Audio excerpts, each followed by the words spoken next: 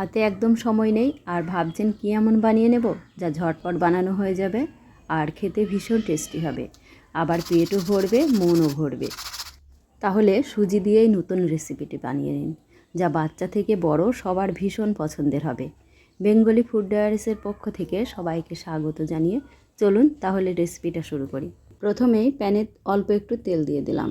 তেলটা গরম হয়ে গেলে হাফ চা চামচ গোটা মৌরি দিয়ে দিলাম। একটু নাড়াচাড়া করে নিয়ে 1 কাপ জল দিয়ে দেব, আর দিয়ে দেব হাফ চা চামচ লবণ। এবারে জলটা ভালো করে ফুটে গেলে চুলার ফ্লেমটা লো করে দিয়ে দিতে হবে সুজি। এখানে আমি হাফ কাপের একটু বেশি সুজি নিয়েছি। সুজিটা দিয়ে অনবরত নাড়াচাড়া করে মিশিয়ে নিতে হবে। এইভাবে নাড়তে নাড়তে সুজিটা সিদ্ধ হয়ে যাবে আর এটা একটা ডোয়ে পরিণত হয়ে গেছে। সুজির ডোটা আরও একটু এইভাবে নাড়াচাড়া করে নিয়ে চুলাটা বন্ধ করে দিলাম। এখন নামিয়ে নেব। সুজির ডোটা ঠান্ডা হতে থাক। এদিকে আবারও চুলায় প্যানটা বসিয়ে দিয়েছি আর অল্প একটু সরষের তেল দিয়ে দিলাম।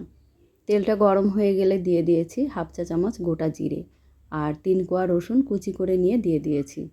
একটু নাড়াচাড়া করে নিয়ে দিয়ে দিলাম পেঁয়াজ কুচি। একটা বড় সাইজের পেঁয়াজ কুচি করে নিয়ে দিয়ে দিয়েছি। পেঁয়াজ আর রসুনটা একটু নাড়াচাড়া করে 2টো শুকনো লঙ্কা ছোট ছোট করে কেটে দিয়ে দিয়েছি আর দিয়ে দিলাম ক্যাপসিকাম কুচি। ক্যাপসিকামটাও দিয়ে একটু নাড়াচাড়া করে ভেজে নিতে হবে। এরপর এর সাথে দিয়ে দেব টমেটো কুচি। এখানে একটা ছোট সাইজের টমেটো কুচি করে নিয়ে দিয়ে দিয়েছি। এখন এর সাথে হাফ চা চামচ লবণ দিয়ে দিলাম। এই লবণটা দেওয়ার জন্য সব সবজিগুলোই খুব তাড়াতাড়ি নরম হয়ে যাবে। একটু চিলি ফ্লেক্সও দিয়ে দিলাম, তবে আপনারা কে কেমন ঝাল খেতে পছন্দ করেন সেই বুঝেই লঙ্কাটা দেবেন। দিয়ে দিয়েছি হলুদ গুঁড়ো, জিরে গুঁড়ো আর ধনে গুঁড়ো। এখন সব কিছু একটু মিশিয়ে নিতে হবে। এরপর 2টো বড় সাইজের আলু সিদ্ধ করে রেখেছিলাম, ওটা ম্যাশ করে দিয়ে দিলাম। এখন চুলার ফ্লেমটা লোতে রেখে আলুটা মশলার সাথে ভালো করে মিশিয়ে নিতে হবে। এখন আলুর পুরটা আরও একটু চটপটা করার জন্য দিয়ে দেব পাতিলেবুর রস।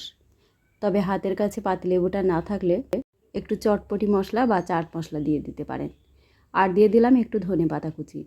লবণটা একটু কম লাগছিল, তাই আরও একটু লবণ আর একটু গরম মশলার গুঁড়ো দিয়ে ভালো করে আবারও মিশিয়ে নিচ্ছি। এইভাবে আলুর পুরটা বানিয়ে নিলে খেতে কিন্তু দারুণ লাগে। সব কিছু ভালো করে মিশিয়ে নিয়েছি আর আলুটা ভাজা ভাজা করে নিয়েছি। এখন নামিয়ে ঠান্ডা করে নিচ্ছি। এদিকে সুজির ডোটা একদম ঠান্ডা হয়ে গেছে। হাতে একটু তেল বা ঘি লাগিয়ে নিয়ে ভালো করে মেখে নিতে হবে। তারপর ডোটাকে 2-3টে ভাগ করে নিতে হবে। এর থেকে একটা ভাগ নিয়ে গোল করে নিয়েছি। এখন এটা বড় করে বেলে নিতে হবে। তবে এটা গোল করার কোনো প্রয়োজন নেই, আবার রুটির মতো অতটা পাতলাও করা যাবে না।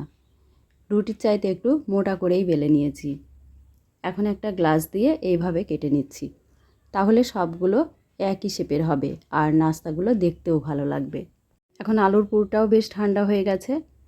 এরকম অনেকটা করে নিয়ে গোল গোল করে নিচ্ছি, তারপর চ্যাপটা করে নিয়েছি। এখন সুজির সিটগুলো নিয়ে লাগিয়ে দিতে হবে।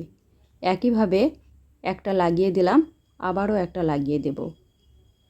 তারপর হাত দিয়ে একটু চেপে চেপে দিতে হবে। এবার সাইডগুলো এইভাবে শেপ দিয়ে নিচ্ছি। দেখুন আমি এখানে যেভাবে বানিয়ে নিয়েছি ঠিক এইভাবেই বানিয়ে নিতে হবে। তাহলেই কিন্তু খুব সহজে ব্রেড ছাড়া বাড়িতেই এই ব্রেড স্যান্ডউইচগুলো বানিয়ে নিতে পারবেন, যা খেতে সত্যিই খুব সুস্বাদু হয়েছে। একটা চামচ দিয়ে ডিজাইনও করে দিলাম, এতে দেখতে খুব ভালো লাগবে। 2টো সাইডই একইভাবে ডিজাইন করে নিয়েছি। এদিকে একটা প্যানে অল্প তেল গরম করে নাস্তাগুলো দিয়ে দিচ্ছি আর এই সময় চুলার ফ্লেমটা মিডিয়াম করে রাখতে হবে। আমি এগুলো তেল দিয়ে ফ্রাই করে নিচ্ছি। আপনারা চাইলে বাটার দিয়ে হালকা করেও ফ্রাই করে নিতে পারেন। এক পিঠ ভাজা হয়ে গেছে, এখন উল্টে দিচ্ছি। দেখতেই পাচ্ছেন অলরেডি একটা পিঠ বেশ ক্রিস্পি হয়ে গেছে।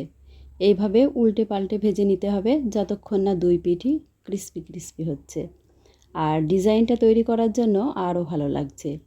আর নাস্তাগুলো খেতে সত্যিই খুব সুস্বাদু হয়েছে। একবার অবশ্যই রেসিপিটা ট্রাই করে দেখুন আর আপনাদের কেমন লেগেছে আমাকে কমেন্ট করে জানাতে ভুলবেন না। আর রেসিপিটি যদি আপনাদের ভালো লেগে থাকে তাহলে ভিডিওটিতে একটি লাইক ও শেয়ার আর চ্যানেলটি অবশ্যই সাবস্ক্রাইব করে রাখবেন এই ধরনের আরও নতুন নতুন রেসিপি পাওয়ার জন্য। 2 পিঠ এরকম মুচমুচে করে ভেজে নিয়েছি, দেখেই বুঝতে পারছেন এটা কতটা লোভনীয় হয়েছে। বাচ্চা থেকে বয়স্ক সকলেই এটা পছন্দ করবে। সবাইকে অসংখ্য ধন্যবাদ।